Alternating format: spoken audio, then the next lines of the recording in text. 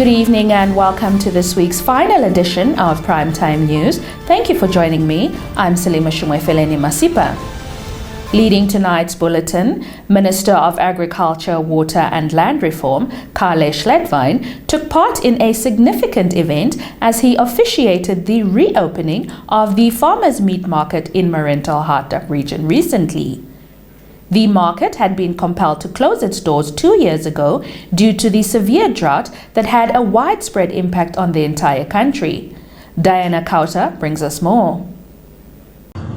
The reopening of farmers' meat, small stock abattoir and processing, which closed several years ago and had an on and off fortune. Nationally, we recognize that agriculture, which is a direct or indirect source of livelihoods for a large share of the population, roughly 70%, is the sector which stands the best chance to induce great latitude of inclusion, quality economic growth, and social progression through a few points. The first one we want to highlight is the achieving of the national food security and food self-sufficiency through productive investment, increased production and productivity in the sector. Secondly, we need to develop environmentally sustainable agricultural processes and food production. Job creation, given the sector's high employment absorption capacity, is a crucial element, a crucial multiplier effect of agriculture. And with that comes, of course, poverty reduction through the generation of per capita income and producers and households, and lastly, the erosion of income inequality through the wealth-based empowerment opportunities. The National Commission on Research, Science and Technology, NCRST, held a 2-day workshop which concluded today in the capital. The aim of the workshop was to enhance the implementation of national biosafety frameworks in Namibia, the Democratic Republic of Congo, and Madagascar. Primetime News producer Ndamona Kanganjera was at the workshop and brings us this exclusive interview. The workshops was really aimed to develop the framework, the implementation plan framework of the country, so that we ensure that how are we going to implement this project. Some aspects of this project is really looking at capacity building of nations, Namibians, meaning that there's really limited awareness about safety activities or GMO in general in the country. So we are really looking on this project on how we're going to improve the awareness creation in the country. The other aspects also including revising of the Biosafety Act. I mean, you can imagine that the Biosafety Act was developed in 2006. However, the regulation came 10 years back. There could be some gaps in between there. So in those aspects that we also want to look at really revising our Biosafety Act is also including our testing capacities. You realize that the NCRST is having the laboratory facilities. However, the capacity across the country, because we don't want only the national agencies to do the testing. We also want to increase the testing capacity of the country because we have an inspectorate that mostly go out in a country and do the testings of genetically modified organisms, for example, in products. We want to test them and ensure that those agencies are complying, or companies that are importing are complying also with the Act. Moving on, Deputy Minister of International Relations and Cooperation, Jenely Matundu, stressed that Namibia must take proactive and strategic steps by prioritizing infrastructure development, innovation, and boosting competitiveness in order to fully capitalize on the advantages of the African Continental Free Trade Agreement. Matundu made these sentiments at the opening of the 19th Theoben Gurirab Lecture Series in Swakopmund on Thursday. The objective of the Free Trade Agreement is to establish a unified market and a collective GDP for the entire continent, eradicate trade obstacles, and stimulate intra-African trade. It also aims to promote value-added production and trade across all service sectors in the African economy. Though the removal of trade barriers, tariff reductions, and the elimination of non-tariff barriers, the African Continental Free Trade Area fosters enhanced trade among African countries, creating a more accessible path for Namibian products and services to enter new markets.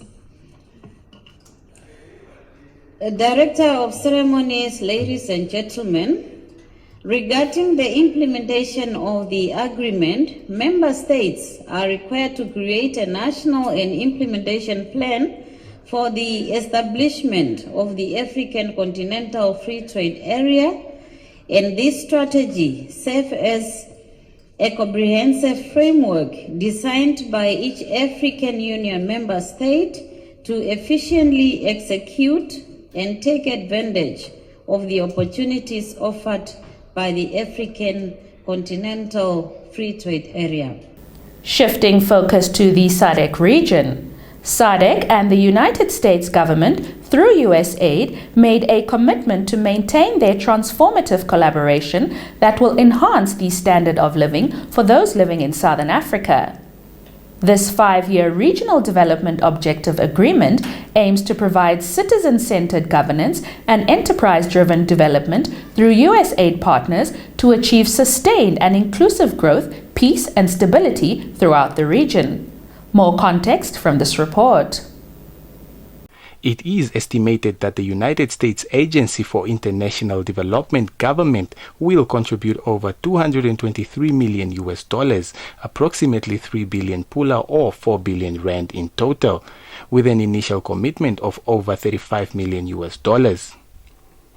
Recently, the Southern African Development Community and the United States government, through the United States Agency for International Development, made a commitment to maintain their transformative collaboration that will enhance the standard of living for those living in Southern Africa.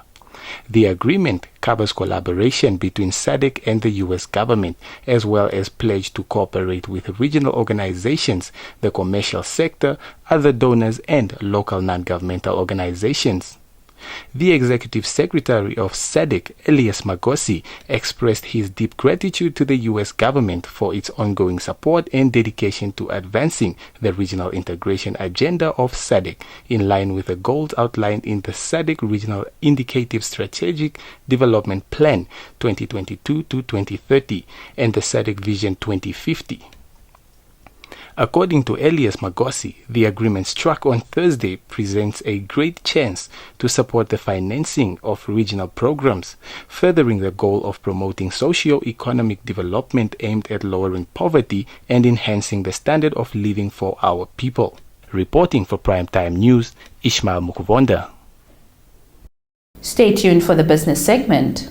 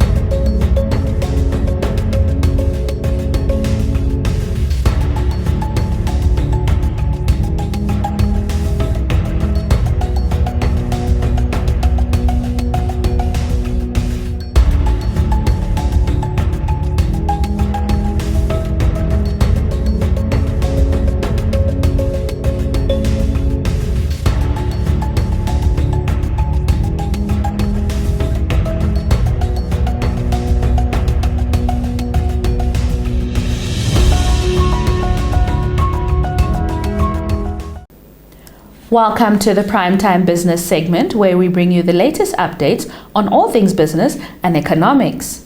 The segment kickstarts with economics of energy supply.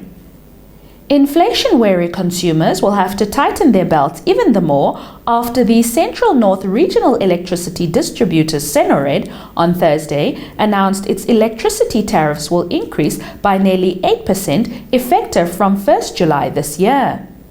Feso Mbango, the company's chief executive officer, revealed this development during a media briefing in Otjiwarongo. More insights from this report. Mbango explained that Senored, which supplies electricity to the regions of Omaheke, Oshodonjupa, Kunene and partly Oshikoto, had applied for the tariff increases and the Electricity Control Board approved the application.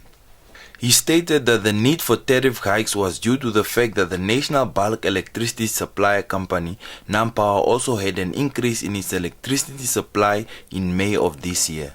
This increase in NamPower's tariffs automatically affected the bulk purchase of electricity from them by Senored. Mbango stated as a result, the company's 7.6% tariff increase will impact customers in the domestic prepaid tariff category, who will now have to pay 2.61 Namibian dollars per unit, compared to the previous 2.31 Namibian dollars. He further explained that customers in the general or business tariff category will now pay 4.45 Namibian dollars per unit as opposed to the previous 4.28 dollars they paid, while farm customers will now pay $5.60 per unit up to 5.9 Namibian dollars.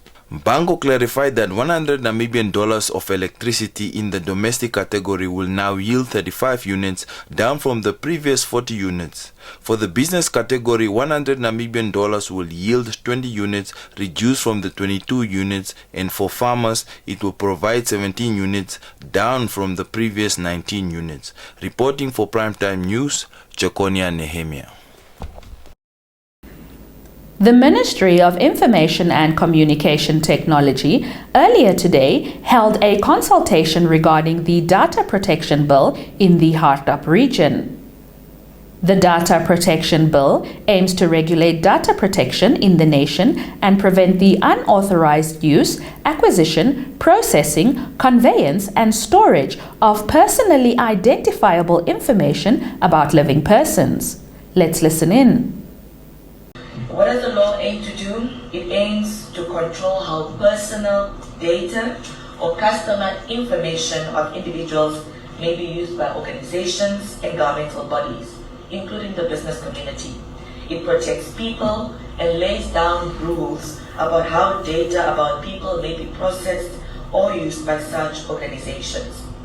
So therefore, you can also protect your privacy by encrypting your data on the device you use, whether it's your cell phone, your iPad, your laptop, and protect against compromise or theft of your data should you lose your cell phone, your iPad, or your laptop, which happens more than often. So why is this important? It's important because data privacy empowers you and me as individuals to maintain and control our personal information. It allows you and me to decide how our data may be collected, how it may be used, and how it may be shared. By respecting an individual's autonomy, data privacy will ensure that personal information is not exploited or misused, as the Director of Ceremonies has indicated, a case that has happened before, which continues to happen in our society, where consent was not given for your personal data to be used, shared, or collected. So what will the law achieve by protecting your privacy rights in this instance with the enactment of this law? The law will regulate how organizations should be allowed to obtain and process your data in a lawful manner, in a fair and transparent manner, by keeping your personal information only for one or more specified and explicitly laid out lawful purposes. That concludes our top news segment for tonight. Let's now shift our attention to the weather forecast and take a look at how the weather conditions are likely to unfold throughout the country over the weekend.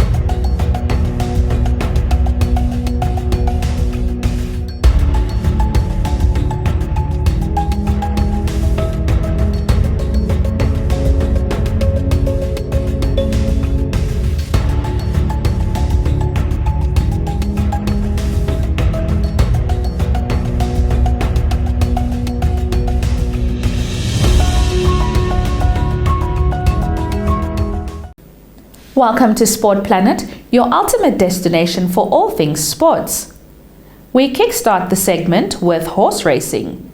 The Okakarara Turf Club is all set to host the long-awaited horse racing event titled Okakarara Horse Racing Bash on Saturday after a 5-year absence.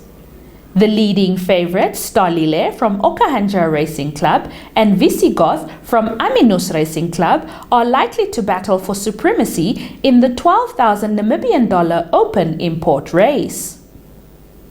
On to football.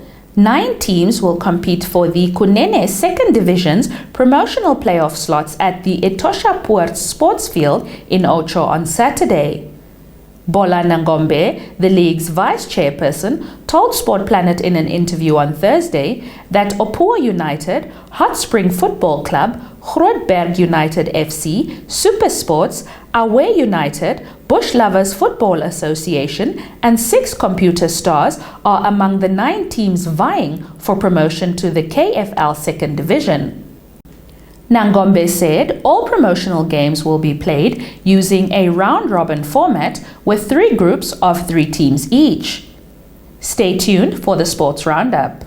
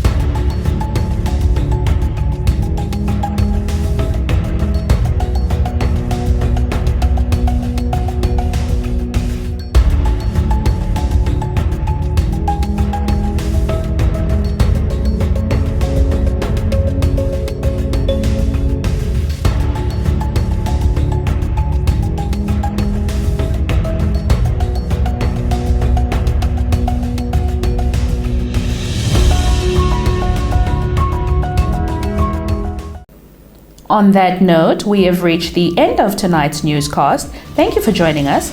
Make sure to tune in again on Monday as we'll bring you all the latest updates on happenings locally, continentally, and across the globe. From myself, Salima Shumwefeleni Masipa, and the dedicated crew behind the scenes, have a blessed weekend. It's good night.